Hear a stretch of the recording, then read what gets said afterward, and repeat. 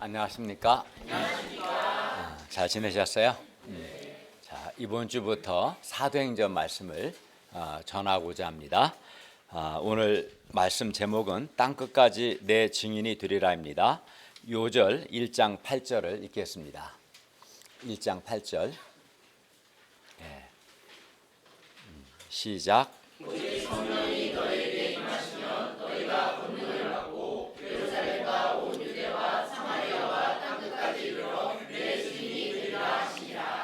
기도하겠습니다. 은혜로우신 주님, 오늘도 우리가 살아계신 성부, 성자, 성령 하나님께 예배드릴 수 있도록 은혜 주심을 감사합니다. 우리가 주님을 기쁘시게 하는 예배를 드리기를 원합니다. 주께서 또 이 자리에 임재하시고 함께 하셔서 우리에게 말씀으로 복을 주십시오. 또 한 주간에 우리의 많은 허물과 죄를 예수님의 피의 은혜로 용서하여 주십시오. 우리가 하나님의 은혜를 사모하는 마음으로 하나님을 예배할 수 있도록 도와주십시오. 예수님의 이름으로 기도하였습니다. 아멘. 오늘 말씀에는 예수님께서 십자가에서 죽으시고 부활하신 그 예수님께서 승천하시기 전에 예수님께서 우리 죄를 위해 십자가에 죽으시고 사흘 만에 부활하시고 예수님이 승천하시기 전에 제자들에게 가르치신 것과 또 제자들에게 하신 약속, 사명, 즉 제자들이 성령으로 세례를 받으리라는 약속과 또 땅끝까지 이르러 제자들이 예수님의 증인이 되리라는 사명, 그리고 이에 대한 사도들의 제자들의 반응이 나옵니다. 그러니까 첫 번째는 예수님께서 우리 죄를 위해 죽으시고 부활하시고 승천하시기 전까지 제자들이 하신 것이 뭔가 가르치신 것, 또 약속, 사명에 대한 말씀, 그리고 이에 대한 사도들의 반응이 나옵니다. 오늘 말씀을 통해서 성령 하나님께서 우리 안에 내주하시면서 하시는 일과 예수님의 죽으심과 부활을 믿는 사람들이 예수께서 재림하실 때까지 해야 할 일이 무엇인가 배울 수 있기를 기도합니다. 아멘. 1, 2절을 보십시오. 한번 읽어볼까요? 1, 2절 시작.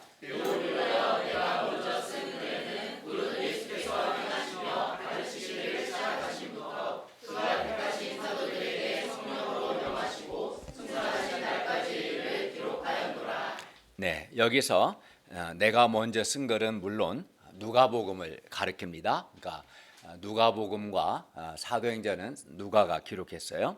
누가복음에는 예수님의 행하심과 가르치심에 대하여 기록했는데 그 기간은 예수님께서 승천하신 날까지입니다.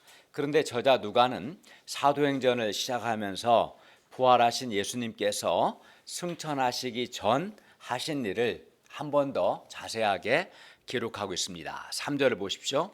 그가 고난 받으신 후에 또한 그들에게 확실한 많은 증거로 친히 살아계심을 나타내사 40일 동안 그들에게 보이시며 하나님 나라 일을 말씀하시니라. 여기서 그가 고난 받으신 것은 예수님께서 우리 죄를 위해서 십자가에서 죽으신 것을 가리킵니다.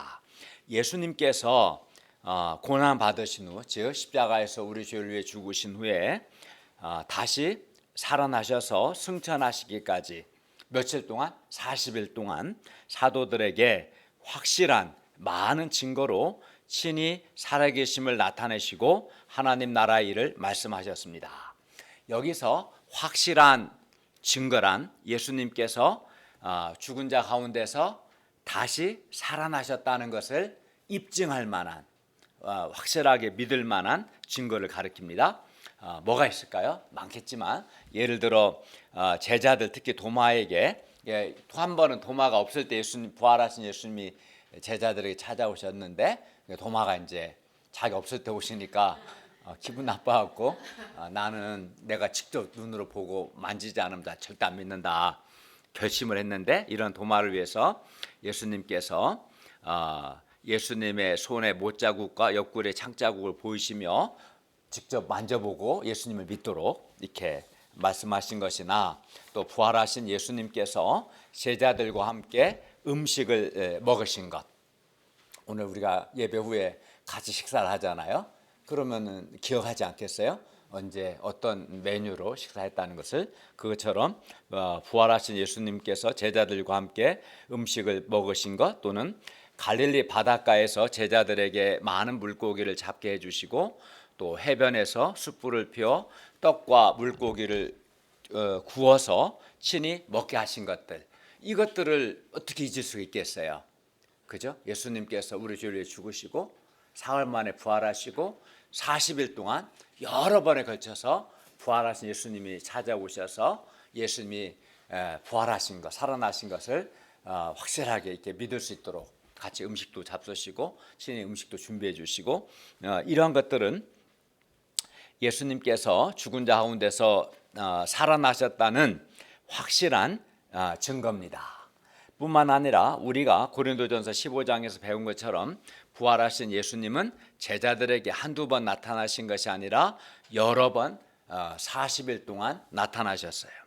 부활하신 예수님께서 이렇게 사도들에게 확실하고 많은 증거로 친히 살아계심을, 죽은 자 가운데서 살아나신 것을 나타내시고 40일 동안 그들에게 보이셨기 때문에 사도들은 예수님의 부활을 확신할 수 있었습니다. 이게 아주 중요해요. 예수님의 부활을 확신할 수 있도록 예수님께 하신 거죠. 그래서 사도들은 확신 있게 예수님의 부활을 증거한 거죠. 왜냐하면 부활하신 예수님께서 여러 번 40일 동안 확실하게 믿을 만한 증거로 자신을 나타내셨기 때문에 사도들은 예수님의 부활을 확신할 수 있었고 예수님의 부활을 증거한 겁니다. 그리고 예수님의 부활을 믿으면, 그래야 이렇게 예수님께서 우리 죄를 위해 죽으시고 사흘 만에 다시 살아나신 것, 예수님의 부활을 믿으면 당연히 예수님, 그 전에 예수님 먼저 죽으셨으니까 예수님께서 우리 죄를 위해서 십자가에서 죽으심을 통해서 예수 믿는 사람은 죄를 용서받는다는 것, 또 예수님께서 말씀하신 것처럼 장차 다시 오실 것, 그리고 하나님의 심판, 또 장차 예수님이 부활의 첫 열매가 되셨기 때문에 예수 믿는 우리도 부활할 것이다. 장차 우리 몸에 영광스러운 교수님 빨리 끄세요. 완전히 예배 때 다 핸드폰 끄셔야 합니다. 네. 나중에 기억하겠죠. 교수님의 예배 시간에 핸드폰 켰었다는 걸. 그것처럼 예수님의 부활을 기억했다는 거예요. 그래서 예수님께서 다시 오실 것과 또 우리가 영광스러운 몸으로 부활할 것 등 성경에 기록된 이 모든 것을 다 믿을 수 있습니다. 예수님의 부활을 믿으면 다른 것도 믿을 수 있는 거죠. 그래서 예수님의 부활을 믿는 것은 기독교 신앙의 핵심 중의 핵심입니다. 가장 중요한 거예요. 예수님의 부활을 믿으면 예수님 십자가의 죽으심도 믿고 예수께서 다시 오실 것도 믿고 예수 믿는 우리도 장차 영광스러운 몸으로 부활할 것도 믿게 되는 거죠. 그래서 예수님의 부활은 우리 기독교 신앙의 가장 중요한 겁니다. 그 사도행전을 보면 사도들이 증거하는 핵심도 우리가 이제 오늘부터 계속 공부하겠지만 핵심이 뭐냐면 예수님의 부활입니다. 사도들이 뭘 증거하냐면 예수님의 부활을 증거해요. 그래서 예수님께서 사도들에게 확실한 많은 증거로 친히 부활하셔서 살아계심을 나타내신 겁니다. 그러면 우리는 어떻게 예수님의 부활을 확신할 수 있습니까? 우리가 그 당시 2000년 현장에는 없었지만 우리는 사도들 곧 부활하신 예수님을 만났던 부활의 증인들의 증거를 통해서 그들의 증거를 듣고 예수님의 부활을 확신할 수 있습니다.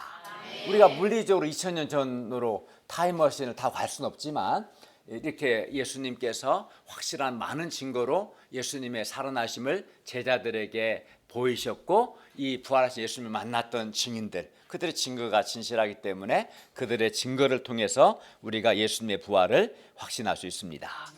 뿐만이 아니에요. 우리는 또 우리 안에 내주하시는 성령님을 통해서 예수 믿는 사람 안에는 성령님이 계시는데 이 성령님을 통해서 예수님의 부활을 확신할 수 있어요. 왜냐하면 성령님께서 우리 안에 계신다는 것은 뭘 의미하냐면 이 성령님은 우리 죄를 위해 죽으시고 부활하신 예수님께서 승천하시고 하나님 보호자 우편에 앉으셔서 성부 하나님께 요청하셔서 파송하신 분이에요. 성령님이. 그러니까 성령님이 우리 안에 계신다는 것은 거꾸로 생각하면 예수님이 파송하신 거죠. 우리에게. 예수님 파송하셨다는 예수님 지금 하나님 보호자 우편에 계신다는 거예요. 살아계셔서 우편, 이것을 전제로 하기 때문에 우리 안에 성령님이, 예수 믿는 우리 안에 성령님이 계시다는 것은 예수님이 지금 우리 죄를 죽으시고 부활하셔서 하나님 보호자 우편에 살아계시다, 이것을 의미합니다. 그러므로 성령님께서 우리 안에 계시는 것 자체가 예수님의 죽으심과 예수님의 부활과 예수님의 승천, 예수님께서 보호자 우편에 계심을 전제하고 있습니다. 예수님은 또 하나님 나라의 일을 말씀하셨는데 여기서 하나님 나라는 사람들 속에서 이루어지는 하나님의 통치를 의미합니다. 성경에서 하나님 나라는 거의 대부분 하나님의 통치, 하나님의 다스림을 의미합니다. 우리가 예수님께서 나의 죄를 위해서 십자가에서 죽으시고 부활하셨음을 믿을 때 우리는 우리의 죄를 용서받고 하나님의 통치, 하나님의 다스림을 받을 수 있습니다. 그리고 사람이 살아계신 하나님의 통치를 받을 때, 하나님의 다스림을 받으면 마음에 말할 수 없는 평화와 기쁨과 확신과 내적인 힘이 생깁니다. 그러므로 우리가 예수님을 선포하는 것과 하나님 나라를 선포하는 것은 사실 같은 의미입니다. 왜냐하면 예수님께서 우리 죄를 위해 죽으시고 살아나셨음을 우리가 선포하고 이 선포를 받아들일 때 그 사람이 죄를 용서받고 그 사람 안에 하나님의 나라, 하나님의 통치가 이루어지기 때문입니다. 예수님은 일생 동안 하나님 나라는 누가 통치하면 하나님이 왕이 되어 통치하시는 게 하나님 나라입니다. 이 하나님 나라를 가르치셨고 부활하신 후에도 이 하나님 나라를 가르치셨습니다. 그만큼 하나님 나라, 하나님께서 왕이 되어 다스리시는 이 하나님 나라는 우리 인생들에게 아주 중요합니다. 따라서 우리의 관심도 사실 하나님 나라이어야 합니다. 세상 나라가 전부인 것처럼 살아가는 사람들에게 우리가 하나님 나라가, 하나님이 왕이 되어 다스리시는 하나님 나라가 있음을 증거해야 합니다. 즉 예수님께서 나의 죄를 위해서 십자가에서 죽으시고 부활하셨음을 믿고 이 믿음으로 죄를 용서받고 살아계신 하나님의 다스림, 통치를 받으라고 우리가 전해야 합니다. 이 세상에 수많은 사람들이 있지만 그 사람이 어떤 국적, 어떤 나라의 시민권을 갖고 있든지 상관없이 딱 둘 중에 하나입니다. 살아계신 하나님의 다스림, 통치를 받는 하나님 나라 백성이냐, 아니면 사탄의 지배를 받는 사탄 나라 백성이냐, 이 둘 중에 하나입니다. 여러분은 지금 살아계신 하나님의 통치를 받고 있습니까? 그 결과 마음에 하나님이 주시는 평안과 기쁨을 누리며 살고 있습니까? 아니면 순간순간 사탄의 지배를 받아 어둡고 부정적인 생각을 하며 살고 있습니까? 사람이 하나님의 통치를 받으면 마음과 생각이 빛처럼 밝고 긍정적이 되고 생명력이 있게 됩니다. 반면 사람이 사탄의 통치를 받게 되면 마음과 생각하는 것이 어둡습니다. 어둡고 부정적이 됩니다. 그리고 사탄 나라 백성은 이 땅에 사는 동안 사탄의 지배를 받으면 그 생각과 마음이 어둡고 무기력해지고 부정적이 되는 것뿐만 아니라 예수께서 다시 오실 때, 예수님이 재림하실 때 그 사람은 하나님의 심판을 받아 불못에 던져져 영원히 밤낮으로 고통합니다. 그러나 누구든지 우리 죄를 위해서 십자가에서 죽으시고 사흘 만에 부활하신 예수님을 마음으로 믿으면 그 사람은 죄를 용서받고 하나님 나라 백성이 되어서 살아계신 하나님의 통치, 하나님의 다스림을 받을 수 있습니다. 사도행전은 부활하시고 승천하시고 승귀하신 예수님께서 보내신 성령, 이 성령을 받은 사도들을 통해서 하나님 나라를 예루살렘에서부터 온 유대와 또 사마리아와 소아시아, 유럽, 로마에 이르기까지 어떻게 확장해 가셨는가를 기록하고 있습니다. 그러니까 하나님 나라가 예수님을 증거하는 것을 통해서 어떻게 하나님 나라가 확장되어 갔는가를 가르쳐 줍니다. 우리는 이제 사도행전 공부를 통해서 하나님 나라가 어떻게 한 사람 한 사람에게 실제로 이루어지고 어떻게 하나님 나라가 확장해 나가는가를 배울 수 있습니다. 사도들이 하나님 나라를 그런데 이제 사도들이 예수님의 증인이 되어 하나님 나라를 전파해야 하는데, 하나님 나라를 전파하기 위해서는 그들은 먼저 성령으로 세례를 받아야 합니다. 그러니까 두 가지 조건이 필요한 거죠. 내가 예수님의 부활의 증인이 되는 것과 하나님 나라를 전파하는 것은 같은 의미예요. 왜냐하면 사람이 예수님을, 우리 죄를 위해 죽으시고 부활하신 예수님을 믿으면 그 사람은 죄를 용서받고 그 사람 안에 하나님 나라, 하나님의 통치가 이루어지기 때문에 그렇습니다. 그런데 이 예수님의 증인이 되어서 하나님 나라를 전파하려면 증인 자신이 먼저 예수님의 부활을 확신해야죠. 내가 확신하지도 않는 걸 전하면 그건 거짓이잖아요. 그래서 예수님이 40일 동안 확실한 많은 증거로 죽으시고 살아나신 거, 살아계심을 증거했던 거예요. 이 첫 번째 조건이고, 두 번째는 성령으로 세례를 받아야 돼요. 성령으로 세례를 받아야 예수님의 부활의 증인의 삶을 살 수 있어요. 성령으로 세례를 받고 성령님께서 주시는 권능을 받아야 예수님의 증인의 삶을 살 수 있습니다. 그래서 이제 오늘 강조점이 예수님께서 부활을 확실하게 나타내시는 것과 성령으로 세례를 받으라는 약속을 주시는 겁니다. 이제 4절을 보십시오. 예수님께서 사도들과 함께 모였어요. 여기서 함께 모였다는 것은 식사로 모인 것을 의미합니다. 그러니까 이들이 예수님을 부인할 수가 없는 거예요. 예수님이 부활하신 예수님께서 그들과 함께 여러 번 같이 음식을 먹고, 그것도 여러 명이 함께, 그걸 어떻게 부인할 수 있겠어요? 그러니까 그들은 예수님의 부활을 확신하고 부활의 증인이 될 수 있었던 거죠. 부활하신 예수님은 사도들과 함께 식사하시면서 분부하여 말씀합니다. 4절을 보십시오. 예루살렘을 떠나지 말고 내게서 들은 바 아버지께서 약속하신 것을 기다리라. 여기서 아버지께서 약속하신 것은 하나님 아버지께서 이제 약속하신 것인데, 예수님께서 제자들을 떠나 승천 하늘로 올라가시면 보혜사 성령을 보내주시겠다는 하나님의 약속입니다. 부활하신 예수님께서는 사도들에게 예루살렘을 떠나지 말고, 제자들은 떠나고 싶었어요. 예수님을 죽인 예루살렘 사람들이 자기들도 죽일 수 있기 때문에 두려웠지만 예수님은 예루살렘을 떠나지 말고 하나님 아버지께서 약속하신 성령을 기다리라고 하십니다. 그리고 그 이유는 사도들이 성령으로 세례를 받기 위해서입니다. 5절을 보십시오. 5절 읽겠습니다. 시작. 요한은 물로 세례를 베풀었으나 너희는 몇 날이 못 되어 성령으로 세례를 받으리라 하셨느니라. 먼저 세례 요한은 전에 물로 세례를 베풀었습니다. 요한이 베푼 물 세례는 백성들을 회개시키는 회개의 세례였습니다. 그러나 부활하신 예수님이 승천하시면 몇 날이 못 되어, 결과적으로 한 7일 후입니다. 몇 날이 못 되어 사도들은 성령으로 세례를 받을 겁니다. 부활하신 예수님께서 승천하시고 하나님 보좌 우편에 앉으셔서 성부 하나님께 요청하셔서 제자들에게 성령님을 파송하십니다. 보내주십니다.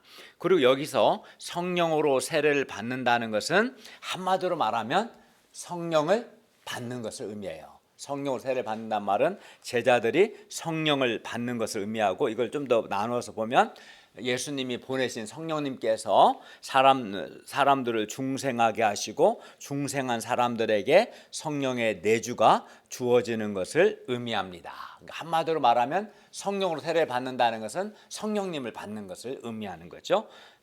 중생은 성령님께서 허물과 죄로 죽은 사람, 허물과 죄로 죽었다는 것은 몸은 살았지만 살아계신 하나님께 대해서 반응하지 못하는 사람을 의미합니다. 이런 사람들을 성령님께서 다시 살려내셔서 하나님을 향해서 새롭게 출생하게 하는, 하나님께 반응하게 하는, 중생하지 않으면 말씀을 들어도 깨닫지도 못하고 반응이 없어요. 고개 숙이고 있으면 안 되죠. 반응을 못해. 허물과 죄로 죽은 사람은 은혜도 못 받고. 근데 성령님께서 이렇게 하나님께 대해서 반응하지 못하는 사람을 살리셔서 반응하게 하시는 것, 새롭게 하나님께 출생하게 하는 것을 중생이고, 또 다르게 보면 성령님께서 사람의 영혼과 마음을 새롭게 하셔서 굳은 마음을 제거하시고 하나님을 향하여 부드러운 마음을 만들어 주시는 것을 가리킵니다. 그러니까 어떤 사람은 되게 인간적으로 인격적이고 도덕적으로 훌륭해, 착해. 근데 하나님에 대해서만큼은 마음이 완악하고 강박해. 복음을 전하면 막 듣기 싫어한다고 하고 그래요. 다른 건 다 착한데 이런 사람들은 하나님께 대해서 마음이 강박하죠. 이런 사람은 이 사람 중생하지 않았구나, 이렇게 보시면 돼요. 이런 사람의 마음을 부드럽게 해서 하나님께 대해 부드러운 마음을 갖게 하는 것, 이게 중생이에요. 이게 중생한 사람과 중생하지 않은 사람은 하나님께 대해서 반응하는가 반응하지 않는가, 회개와 믿음에 반응하는가, 하나님께 대해서 마음이 각박하고 완악하게 나오냐, 하나님께 대해서 마음이 부드러우냐를 보면 이 사람이 중생한, 구원받은 중생한 사람인가, 아직 구원받지 못한 중생하지 않은 사람인가, 이렇게 알 수 있어요. 성령님께서 허물과 죄로 죽은 사람을 하나님의 말씀을 통해서 중생하게 하시는데, 중생과 함께 성령 하나님의 내주가 시작됩니다. 따라서 성령으로 세례를 받는다는 것은 성령 하나님에 의해서 사람이 중생하고, 그래서 예수 믿는 사람 안에 성령 하나님께서 거하시는 것, 내주하시는 것을 의미합니다. 그러니까 성령으로 세례를 받는다는 것은 한마디로 성령을 받는 거예요. 성령을 받는 것. 그런데 예수님을 믿는 우리는 성령 하나님께서 복음의 말씀을 통해서 이미 중생까지, 우리가 예수 믿는다는 이미 우리의 중생했다는 것을 의미하고, 동시에 우리 안에 성령의 내주가 시작되었음을 의미합니다. 그러니까 예수님을 믿는 우리는 중생과 성령의 내주가 주어진 것, 즉 성령을 받은 것, 성령으로 세례를 받았다라고 말할 수 있습니다. 그러면 그러니까 예수 믿는 사람은 성령으로 이미 세례를 받은 사람들이고, 그 예수 믿는 사람 안에 성령님이 내주하시는 거예요. 예수 믿는 사람은 성령을 받은 사람이다, 이렇게 봐야 돼요. 그러면 우리 안에 내주하시는, 우리 안에 계시는 성령님께서 하시는 일이 뭡니까? 성령님은 예수님의 잉태로부터, 예수님은 성령의 능력으로 잉태했어요. 마리아가 남편과의 관계에서 잉태된 게 아니라, 마리아는 처녀였지만 성령 하나님의 능력으로 예수님 잉태되셨잖아요. 성령의 능력으로 잉태되신 그 순간부터 우리 죄를 위해서 예수님이 십자가에서 죽으신 그 순간까지 예수님의 공생의 기간 동안 단 1초도 예수님을, 성령님이 떠나지 않고 항상 예수님께 함께 하셨던 예수님의 증인이 바로 성령님이십니다. 그래서 성령님께서 행하시는 가장 중요하고 핵심적인 사역은 우리에게 예수님을 증거하시는 거예요. 왜냐하면 예수님은 잉태부터 십자가에 죽으시까지 성령님이 항상 함께 하셨기 때문에, 십자가에서 어떤 마음으로 십자가를 지셨는가, 우리 죄의 용서를 위해서 예수님이 십자가를 지셨다. 성령님이 잘 아시기 때문에 우리에게 깨우쳐 주시죠. 이래서 예수님을 증거하시고 예수님을 영화롭게 하시는 것이 성령님이 하시는 일입니다. 그리고 성령님께서는 또 우리 안에 거하시면서 우리 죄를 깨닫게 하시고, 우리가 하나님의 자녀라는 것을 확신하게 하시고, 하나님을 향해서 하나님 아버지, 이렇게 아버지라고 부르게 하십니다. 그러니까 우리가 하나님을 아버지라고 부를 수 있는 것은 성령 하나님께서 우리 안에 내주하신다는 증거입니다. 성령님이 내주하지 않는 사람은 결코 하나님을 아버지라고 부를 수 없습니다. 성령, 그러니까 똑같은 거예요. 박은찬? 그러니까 예를 들어서 만약에 강선혜가 나한테 아빠라고 하는 것은 확신이 있어, 아빠라 부르는 것처럼 우리가 하나님을 아빠, 아버지라 부른다는 것은 우리 안에 성령님이 내주하신다는 증거입니다.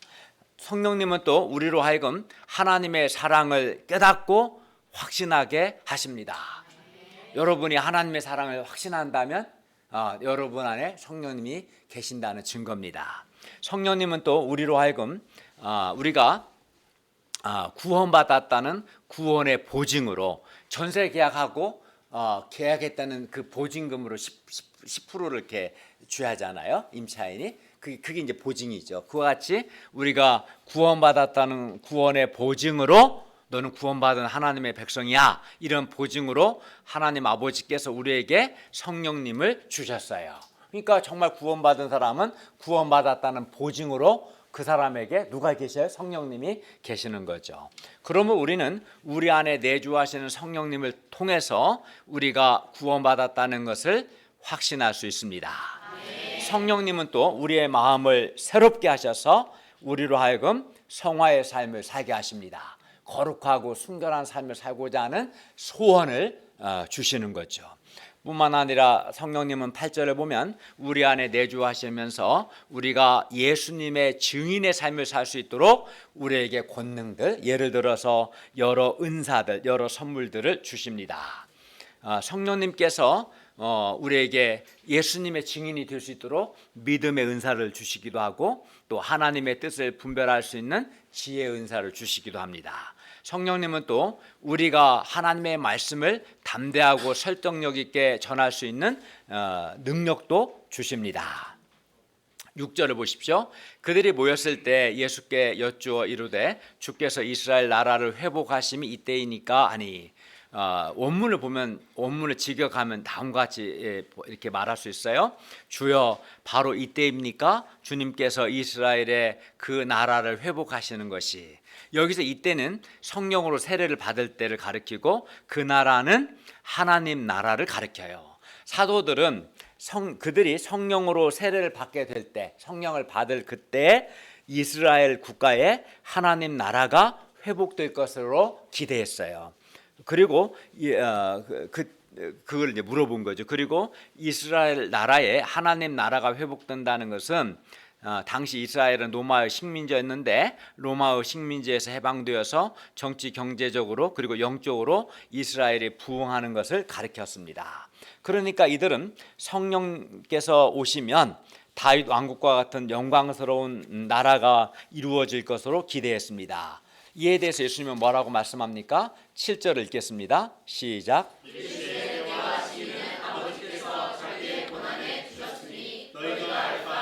예.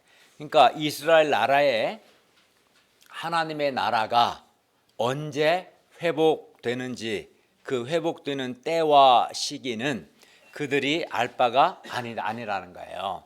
그러나 때는 알 바 아니고 그들이 알아야 할 게 있어요. 그게 뭡니까? 8절입니다. 8절을 읽겠습니다. 시작.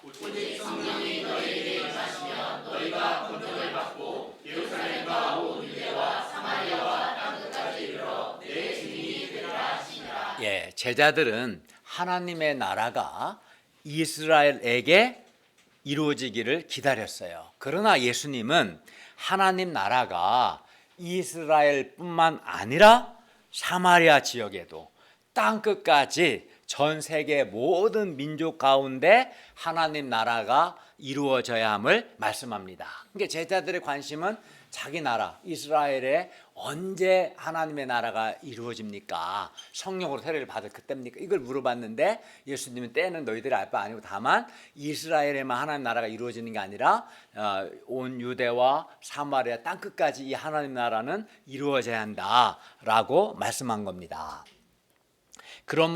그러므로 제자들은 예루살렘과 온 유대를 넘어서 사마리아 땅끝까지 예수님의 증인, 즉 예수님의 부활의 증인, 하나님 나라의 증인이 되어야 합니다.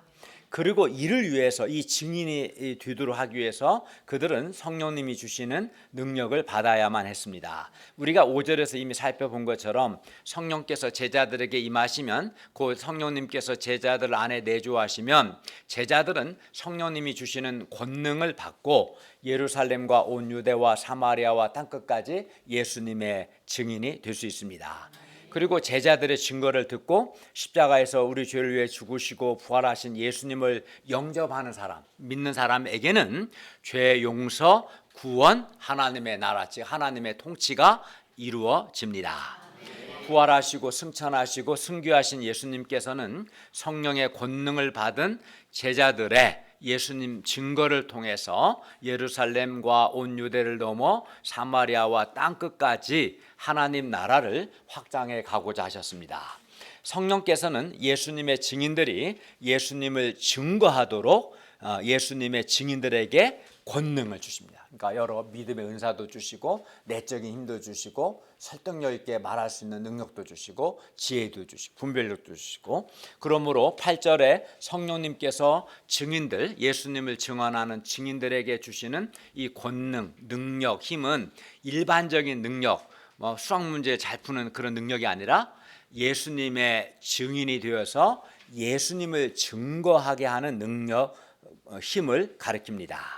예수님의 증인되게 하고 예수님을 증거하게 하는 권능입니다. 그리하여 우리가 우리 안에 거하시는 성령 하나님께 구하면 성령님께서 우리에게 사람들 앞에서도 두려워하지 않고 담대하게 예수님을 증거할 수 있는 권능, 또 핍박과 박해를 인내할 수 있는 권능, 악한 영들과 싸울 수 있는 권능을 주십니다. 한 예로 베드로는 원래 우리가 알다시피 여종 앞에서도 예수님을 부인할 만큼 두려움이 많은 사람이었어요. 그러나 사도행전을 보면 성령님께서 베드로에게 권능을 주셨을 때 베드로가 오순절 날에 담대하고 확신 있게 예수님을 증거하는 것을 볼 수 있습니다. 베드로는 또 그를 핍박하고 박해하는 사내들인 공회 앞에서도 두려워하지 않고 아주 담대하게 예수님을 증거했어요. 왜? 성령께서 그가 성령으로 세례를 받고 성령을 받고 성령님이 그에게 권능을 주셨기 때문에 가능했던 거죠. 베드로와 요한이 원래 학문 없는 교육을 받지 못한 평범한 사람이었는데 성령님께서 능력을 주셔서 담대하고 설득력 있게 하나님의 말씀을 전할 수 있었습니다. 이렇게 성령님께서는 우리가 예수님의 증인의 삶을 살 수 있도록 권능, 능력, 은사를 주십니다. 우리 역시 우리 자신이 내적으로 연약하고 소심하고 두려움이 많고 또 외적으로 우리가 이제 예를 들어 캠퍼스에서 복음을 전하다 보면 학교 직원들이나 캡스 직원들이 전도를 방해하고 핍박하고 또 학생들은 학생들대로 싸납게 거절할지라도 우리가 우리 안에 내주하시는 성령님을 의지하면 성령님께서 우리에게 예수님을 증거하게 하는 권능을 주실 겁니다. 그리하여 우리 역시 우리 시대 캠퍼스와 직장에서 능히 예수님을 증거하는 영광스러운 증인의 삶을 살 수 있습니다. 성령님께서는 우리가 예수님을 전하는 증인의 삶을 살 수 있도록 우리에게 권능 또 여러 가지 은사와 은혜를 주십니다. 그러니까 순종해서 하는 사람이 순종의 예수님을 증거하고자 할 때 성령님이 주시는 권능을 경험할 수 있는 거죠. 그러므로 우리는 적극적으로 성령 하나님께 예수님의 증인의 삶을 사는 데 필요한 믿음도 구하고 또 지혜도 구하고 담대함도 구하고 분별력도 구해야 합니다. 그래서 사도들과 같이 능력 있는 예수님의 증인의 삶을 살아야 합니다. 그러나 참으로 안타까운 게 하나 있어요. 그게 뭐냐면 많은 사람들이 성령님께서 성령 하나님이 계신다 이 사실 자체를 모르기도 하고 또는 성령님께서 예수 믿는 사람 안에 내주하셔서 예수 믿는 사람이 예수님의 증인의 삶을 살 수 있도록 능력을 주신다는 것을 모르는 사람들이 많아요. 이거 몰라요. 오늘 말씀은 이걸 가르쳐 주시는데 그걸 몰라요. 말씀을 안 배웠는지 어쨌든 모르는 사람들이 많아요.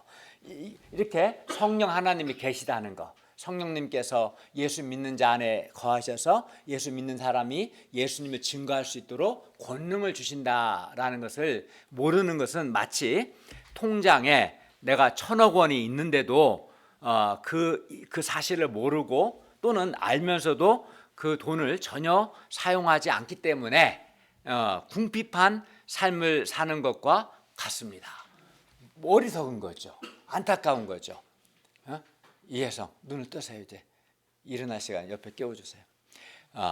우리가 만약에 여러분에게 서유경 목사님에게 1,000억 원이 통장이 있으면 뭐 할 거예요? 봐서 얼굴이 아주 얼굴이 밝아지네. 굉장히 행복한 얼굴을 하는데 갑자기 얼굴이 해같이 빛나네요. 저 같으면 만약에 통장에 1,000억 원 있으면 그걸 찾아서 정말 선한 일도 하고 풍성한 삶을 살 수 있을 겁니다. 그렇지 않겠어요? 근데 어떤 자기 명의로 1,000억 원 있는데 그 사실도 모르고 알긴 아는데 찾아서 쓰지도 않으면 그 사람은 실제로는 가난하고 무능한 삶을 살지 않겠습니까? 그잖아요. 근데 우리 안에 성령님이 계시다는 것은 이것과 비교할 수 없을 만큼 놀라운 풍성한 은혜와 능력을 우리가 누릴 수 있다는 것을 의미하는 거예요. 물론 성령 하나님은 하나님의 어떤 능력이 아니라 인격적인 하나님 자신입니다. 성령님은 하나님이십니다. 따라서 중요한 것은 이제부터는 우리가 우리 안에 예수 믿는 사람 안에 내주하고 계시는 성령님을 적극적으로 의지해서 내적으로는 성령님이 주시는 죄 용서의 은혜와 살아계신 하나님의 사랑을 풍성하게 누리고 하나님을 아버지라고 부르고 하나님과 깊은 신뢰와 사랑의 교제를 또 하고 성령님의 도움을 받아 마음을 새롭게 하는 삶을 살아야 합니다. 그러니까 이렇게 성령님을 의지하면 성령님이 나에게 죄 용서의 은혜도 풍성히 주시고 하나님의 사랑에 대한 확신도 주시고 하나님과 친밀한 신뢰와 사랑의 교제도 하게 하시고 또 내 마음에 순결하고 거룩한 삶을 살고자 하는 거룩한 소원도 누가 주셔요? 말씀을 통해 성령님이 주시는 거죠. 내적으로 또 외적으로는 캠퍼스와 직장에서 예수님을 증거하는 데 있어서 우리에게 필요한 믿음, 지혜, 담대함, 확신, 능력 등을 적극적으로 성령님께 구하고 실제로 받아서 능력 있는 예수님의 증인의 삶을 살아야 합니다.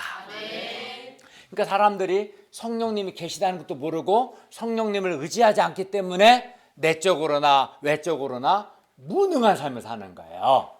살아계신 성령 예수 믿는 사람에게는 성령님이 계시고 성령님을 의지하면 내적으로나 외적으로나 풍성하고 능력 있는 삶을 살게 되는 거죠. 밝고 생명력 있는 삶을 살게 되는 거예요. 우리가 이렇게 성령 충만한 삶을 살아야 하는데 이런 삶을 살기 위해서는 우리에게 세 가지가 필요해야 합니다. 첫째는 회개해야 합니다. 성령님은 거룩하신 하나님이시기 때문에 회개하지 않는 사람은 결코 성령 충만함을 받을 수 없습니다. 우리가 숨은 죄악들을 철저하게 회개할 때 불신앙을 회개하고 교만을 회개하고 미움을 회개하고 인간적인 생각들을 회개하고 악한 생각들을 회개하고 이렇게 회개할 때 성령님께서 회개하는 자를 기뻐하시고 우리 안에서 활발히 일하십니다. 둘째는 우리 안에 하나님의 말씀이 풍성하고 우리가 하나님의 말씀에 순종해야 합니다. 성령 하나님은 하나님의 말씀을 통해서 일하시기 때문에 우리가 하나님의 말씀에 순종할 때 성령님께서 우리를 기뻐하시고 기쁜 마음으로 우리를 도와주십니다. 셋째는 우리가 간절히 기도해야 합니다. 왜냐하면 우리가 회개하기 위해서도 간절히 기도해야 하고 하나님 말씀에 순종하기 위해서도 간절히 기도해야 하고 성령님을 의지하기 위해서도 간절히 기도해야 하기 때문입니다. 우리가 사실 기도하지 않고 우리가 어떻게 회개하도 하고 어떻게 말씀 순종도 할 수 있겠습니까? 겟세마네 동산에서 기도하신 예수님처럼 우리도 간절히 기도해야 합니다. 그리하여 우리가 이제부터 우리 안에 계시는 성령님을 적극적으로 그리고 간절히 의지함으로 성령님이 주시는 은혜를 풍성히 누리고 밝고 능력 있는 예수님의 증인의 삶을 살 수 있기를 기도합니다. 성령님이여 제가 주의 말씀을 깨닫게 해주십시오. 성령님이여 내게 은혜를 주십시오. 하나님의 살아계심과 하나님의 사랑을 확신할 수 있도록 도와주십시오. 이렇게 간절히 성령님을 의지할 때 성령님께서 기쁜 마음으로 우리를 도우실 겁니다. 예수님의 증인은 예수님을 증거해야 합니다. 예수님의 십자가의 죽으심과 부활과 또 그것의 의미를 증거해야 합니다. 예수님의 십자가의 용서의 복음을 증거해야 합니다. 구원 역사는 증인들의 증거, 즉 증인들의 이러한 예수 그리스도의 복음 전파를 통해서 이루어집니다. 그런데 증인들이 성령님께서 주시는 권능을 의지해서 예수님을 증거할 때 믿는 사람도 있고 믿지 않는 사람도 있습니다. 예수님을 믿는 사람은 죄 용서를 받고 하나님 나라 백성이 됩니다. 반면 예수님을 믿지 않는 사람은 심판을 받아 지옥 불못에 던져집니다. 사도 베드로가 오순절날 성령님께서 주시는 권능으로 예수님을 증거했을 때 한꺼번에 3,000명이나 되는 많은 사람들이 예수님을 믿었습니다. 그러나 이렇게 한꺼번에 많은 사람이 믿은 것은 딱 2분밖에 없었습니다. 그리고 우리가 예수님을 증거할 때 항상 긍정적인 반응이 나오는 것은 아닙니다. 성령이 충만한 스테반이, 가장 성령 충만했던 스테반이 예수님을 증거했으나 한 사람도 회개치 않고 도리어 그 마음이 완악해져서 스테반을 돌로 쳐 죽였습니다. 스테반이 예수님을 증거할 때 사도 바울 역시 그 자리에 있었는데 예수님을 믿지 않았습니다. 우리가 예수님을 증거할 때 모든 사람들이 다 예수님을 믿는 것은 아닙니다. 늘 긍정적인 반응이 나오는 것도 아닙니다. 그러나 그래도 우리는 예수님을 증거해야 합니다. 왜 그렇습니까? 왜냐하면 어느 시대나 반드시 하나님의 은혜로 택하심을 따라 남은 자가 있기 때문입니다. 이 남은 자는 예수님을 믿습니다. 남은 자는 예수님에 관한 증인들의 증거를 듣고 예수님을 믿습니다. 우리가 예수님을 증거할 때 받아들이는 사람도 있고 받아들이지 않는 사람도 있습니다. 경험적으로 보면 받아들이지 않는 사람들이 훨씬 더 많은 것 같습니다. 그러나 그럴지라도 분명한 것은 우리가 성령님이 주시는 권능을 덧입고 예수님을 증거할 때 반드시 받아들이는 사람이 있다는 것입니다. 그리고 그 사람이 예수님을 영접할 때 그는 죄를 용서받고 그에게 하나님의 통치, 하나님의 나라가 임합니다. 기독교 역사를 보면 예수님의 증인들의 증거, 예수님 증거를 통해서 하나님의 나라가 확장되어 왔습니다. 사도행전은 예루살렘에서 시작된 하나님의 나라가 어떻게 유대와 사마리아와 그리고 땅끝까지 확장되었는지를 우리에게 보여줍니다. 예루살렘에서 시작된 하나님 나라가 유대와 사마리아, 안디옥, 소아시아, 유럽, 미국, 아시아 이르까지 확장되어 왔습니다. 지금도 하나님 나라는 예수님의 증인들의 예수님의 증거를 통해서 확장되어 가고 있습니다. 우리 죄를 위해 십자가에서 죽으시고 부활하시고 승천하셔서 하나님 보좌 우편에서 지금 왕으로 통치하고 계시는 예수님은 예수님을 증거할 수 있도록 성령님을 통해서 우리에게도 권능을 주셨습니다. 우리가 중앙대와 숙대 캠퍼스 또 직장과 땅끝까지 성령님이 주시는 권능을 의지해서 예수님을 증거할 수 있기를 기도합니다. 예수님의 죄 용서의 복음을 전할 수 있기를 바랍니다. 많은 사람들이 우리의 증거를 거부하고 배척하는 것 같아서 마음 아플 때도 있고 속상할 때도 있고 힘이 빠질 때도 물론 있습니다. 그러나 분명한 것은 지금도 하나님의 은혜로 택하심을 따라 남은 자들이 있다는 것입니다. 여기 있는 우리가 바로 그 증거입니다. 우리는 예수 믿고 죄 용서를 받았습니다. 우리가 이 시대 남은 자들이죠. 우리 자신을 보면 우리 외에도 여전히 하나님의 은혜로 택하심을 따라 남은 자가 있다는 것을 확신할 수 있습니다. 그리고 그 남은 자들은 예수님을 증거하는 우리의 증거를 결국 받아들입니다. 그러면 우리는 예수님 증거하는 것을 언제까지 해야 합니까? 예수님께서 다시 오실 때까지 해야 합니다. 9절과 10절을 보십시오. 예수님께서 이 말씀을 마치시고 그들이 보는 데 올려져 가시니 구름이 그를 가리어 보이지 않게 하였습니다. 예수님께서 올라가실 때 제자들이 자세히 하늘을 쳐다보고 있는데 흰 옷 입은 두 사람이 그들 곁에 서서 말합니다. 11절을 보십시오. 갈릴리 사람들아 어찌하여 서서 하늘을 쳐다보느냐? 너희 가운데서 하늘로 올려주신 이 예수는 하늘로 가심을 본 그대로 오시리라 하였느니라. 부활하시고 그들 가운데서 하늘로 올려주신 예수님은 그들이 하늘로 가심을 본 그대로 다시 오십니다. 예수님은 반드시 다시 오십니다. 그러므로 이제 제자들은 하늘을 쳐다볼 것이 아니라 땅에서 예수님의 증인의 삶을 살아야 합니다. 12절을 보십시오. 제자들이 감람원이라 하는 산으로부터 예루살렘에 돌아오니 이 산은 예루살렘에서 가까워 안식일에 가기 알맞은 길이었습니다. 13, 14절을 보십시오. 사도들은 그동안 거처로 사용했던 다락방에 모였는데 이곳에는 베드로, 요한, 야고보, 안드레, 빌립, 도마, 바돌로메, 마테와 알페오 아들 야고보, 셀로신 시몬, 야고보의 아들 유다가 있었습니다. 그곳에는 또 여자들과 예수님의 어머니 마리아와 예수님의 아우들도 함께 했습니다. 14절 하반절을 보십시오. 이들은 더불어 마음을 같이하여 오로지 기도에 힘썼습니다. 이들은 합심하여 한 마음으로 기도에 헌신했습니다. 이들은 아마 예수님의 증인이 되기 위해서 또 성령으로 세례를 받기 위해서 기도에 헌신했을 겁니다. 이렇게 예수님의 증인이 되는 삶은 기도로부터 시작됩니다. 기도해야 합니다. 120명이 합심하여 간절히 기도했습니다. 그러므로 우리도 예수님의 증인이 되기 위해서 더불어 마음을 같이하여 더욱 기도에 힘쓸 수 있기를 기도해야 합니다. 15절을 보십시오. 그곳에 모인 무리의 수가 약 120명이 되었는데 이때 베드로가 그 형제들 가운데서 일어서서 말합니다. 16절에서 19절을 보십시오. 베드로는 가룟 유다, 예수님을 배반한 가룟 유다가 12제자 중에 한 사람으로서 직무의 한 부분을 맡았던 자인데 그가 예수 잡는 자들의 길잡이가 된 것은 성경이 응한 것이라고 말했습니다. 실패가 아니라 성경 말씀이 응한 것이라고 했습니다. 베드로는 이어서 가룟 유다가 예수님을 배반하고 직무를 버렸을 때 그가 얼마나 끔찍한 종말을 맞게 되었는가 말합니다. 18, 19절 보십시오. 이 사람 가룟 유다가 불의의 삭스로 밭을 사고 후에 몸이 곤두박질을 하여 배가 터져 창자가 다 흘러나온지라. 이 일이 예루살렘에 사는 모든 사람에게 알려져 그들의 말로는 그 밭을 아겔다마라 하니 이는 피밭이라는 뜻이라.